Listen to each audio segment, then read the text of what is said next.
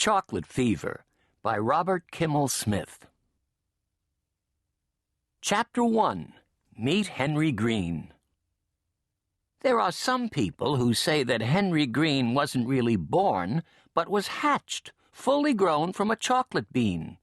Can you believe that? Anyway, this particular Henry Green we are speaking of was really born, not hatched, and had a wonderful mom and dad in the bargain. His father was tall and lean and wore eyeglasses, except when he was sleeping or in the shower. Mama Green, whose name was Enid, was a short, slim woman with blue-gray eyes and a tiny mouth that always seemed to be on the verge of a smile. They all lived in an apartment in the middle of the city, along with Henry's older brother and sister. Mark Green was 10 and tall and very good to Henry, except when they would argue, which was often, and then he would hit Henry on the head with anything that was handy, which sometimes was hard. But mostly, Mark was fun to be with, and only got angry when Henry called him Marco Polo. Mark didn't like that, and who could blame him? Henry's sister was very, very old, almost 14. She didn't ever argue with Henry or Mark. In fact, she hardly talked to them at all because she was so old and wise and almost grown up. Her name was Elizabeth. The other morning, which was a school day at the end of the week called Friday, Henry, Mark, and Elizabeth were at the table in the dining room having breakfast. Mark was eating fried eggs.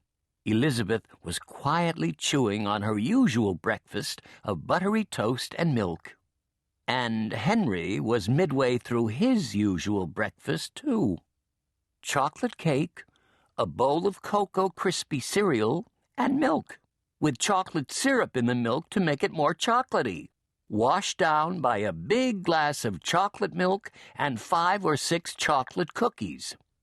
Sometimes, when it was left over from the night before, Henry would have chocolate pudding, too. And on Sunday mornings, he usually had chocolate ice cream. The truth was that Henry was in love with chocolate, and chocolate seemed to love him. It didn't make him fat. He was a little on the thin side, in fact. It didn't hurt his teeth. He'd never had a cavity in his life. It didn't stunt his growth.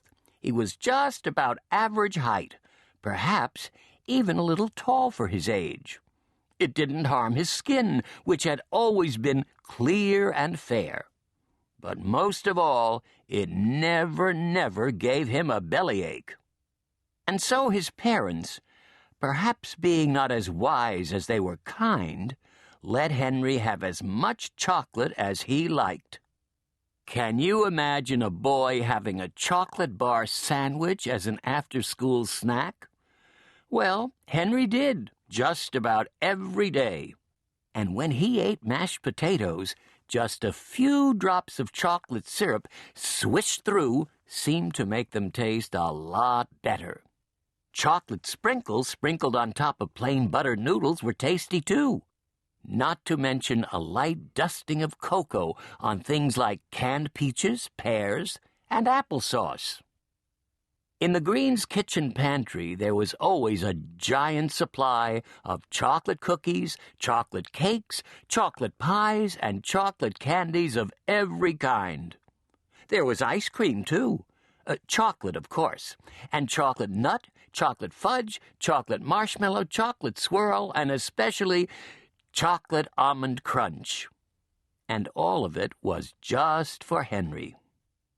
If there was one thing you could say about Henry, it was that he surely did love chocolate.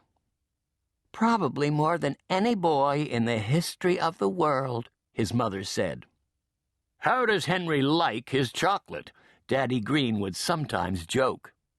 "Why, he likes it bitter, sweet, light, dark, and daily."